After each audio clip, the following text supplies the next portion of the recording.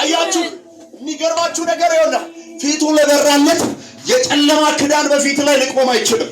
የጨለማ አዋጅ በአንተ ፊት ለፊት ላይ ሊኖር አይችልም። ለምን? አንተ የተሰራው ከብርሃን ስለሆነ። አንድ ሰው ከኔ ጋር ከብርሃን በሉት፣ ተፈጥሬያለሁ በሉት፣ ሁሉም ከብርሃን በሉት፣ ተፈጥሬያለሁ በሉት። እንደ ጀግና አንበሳ ተናገር፣ ተፈጥሬያለሁ በሉት። ኢየሱስ ጌታ፣ ኢየሱስ ጌታ።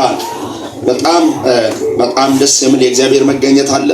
መጽሐፍ ቅዱስ የያዛችሁ ሰዎች ሁላችሁም ትንቢተ ኢሳይያስ ምዕራፍ 61 ከቁጥር 1 ጀምሮ ያለውን የእግዚአብሔር ቃልን አብረን ከሰማን ያለውን በጌታ በኢየሱስ ስም አነባለሁ። እንደዚህ ይላል፣ የጌታ የእግዚአብሔር መንፈስ በእኔ ላይ ነው፣ ለድሆች የምስራችን እሰብክ ዘንድ እግዚአብሔር ቀብቶኛል። ልባቸው የተሰበረውን ጠግን ዘንድ፣ ለተማረኩትንም ነፃነትን፣ ለታሰሩትም መፈታትን እናገር ዘንድ ልኮኛል።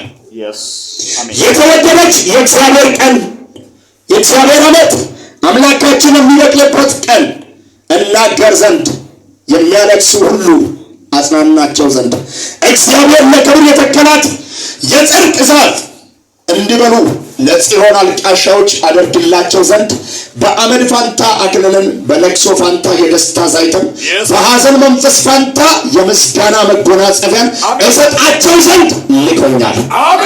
ዛሬ እንደዚህ እላለሁ፣ አንድ ልብ ለተሰበረው ሰው እግዚአብሔር ልኮኛል። የስብከተ ርዕስ እንዲህ የምል ነው፣ ልባችሁን ሊጠግን እግዚአብሔር መጥቷል። ሕይወታችሁን ሊሰራ እግዚአብሔር መጥቷል። ዘመናችሁን ሊያስተካክል እግዚአብሔር መጥቷል። ለተዋረድሽ ላንቺ እግዚአብሔር መጥቶልሻል። አያችሁ ምን አይነት ቃል እንደሆነ። በድጋሚ ይህን ቃል ላንብበው። ኢየሱስ ጌታ ነው። በደንብ ስሙ፣ በደንብ ስሙ።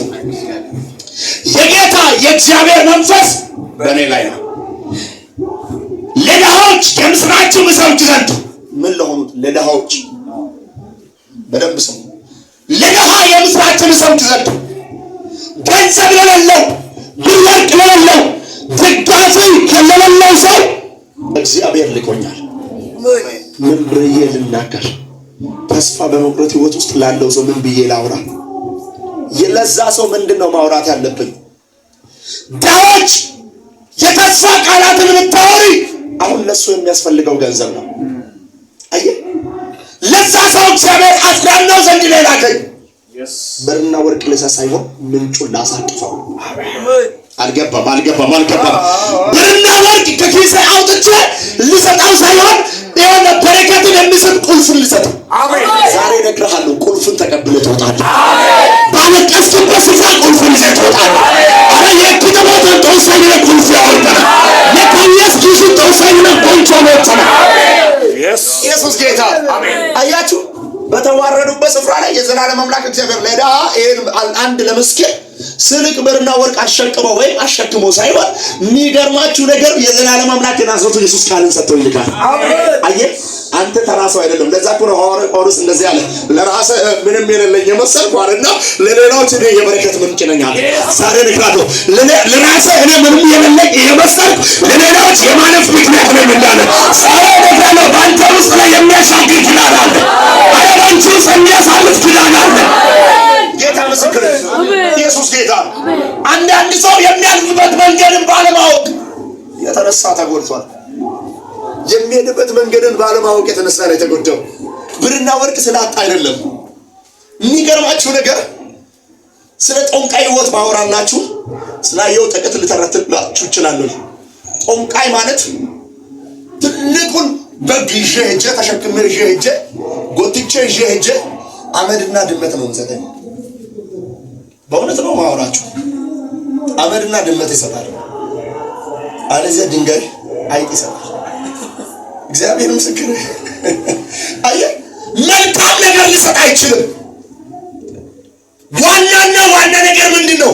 አቴንሽንን በዛ ላይ እንድታደርግ እምነትን እንድታስቀምጥ ስለምፈልግ። አየህ፣ የሚገርማችሁ ነገር እኔ ጌታን ተቀብዬ ጦንቃይ የነበረው ወጣት ነው፣ የኔ ጓደኛዬ ነው። አላውቅም። ጠዋት እሱ ጋር ሄጄ እባክህ አባባ ያሉ ይንከባለላሉ። ድምፁን ደግሞ ልጅ እያለ ከኔ ጋር ይሰራ ነበር። ለካ እሱም ለብዝነስ ነው የሰራ ያለው። የራሱን ህይወት እንኳን አይወጣም። በጌታ ፊት ነው ማወራቸው። እኔ ሐዋሳ ነው ያደግኩት። ሐዋሳ ነው ላይፍ ሁሉ እና ሐዋሳ ቄራ ሰፈር ላይ በጣም መጥፎ ጓደኞች ያሉ ከነሱ ጋር ነው ላይፍ ወደዛ እንዲሄድም ደግሞ የሚያገፋፋ ሰፈር ነበርና ለኛ ደግሞ ጥቁሯ ሰባል ቅርብ ነች። የ5 ብር መንገድ ናት። አለዛ በእግራችን ነው የምንሄደው። በማለዳ ተነስተን ተሽቀዳድመን ነው የምንሄደው። የሚገርማችሁ ነገር በደንብ ስሙ። ለካ በረከት የምናገኝበት ህይወት እንዳናገኝ አቴንሽናችን በሱ ላይ እንድናደርግ ለራሴ እኮ እራብ ላይ ሆኜ ማለት ነው በግ ተሸክሜ ይዤ እመጣለሁ። ኦሶ ቢታ ማጂኮ ለተናጋ ወሬስ ያገኝ ተቆጨ ደበስ አያችሁ አፈሪ ብላ ብዬ እንኳን ከተሳደብ እሱ ይሄን ይሰማል ብዬ ነው የሄደው። ለካ እሱ ግን ምንም አያውቅም።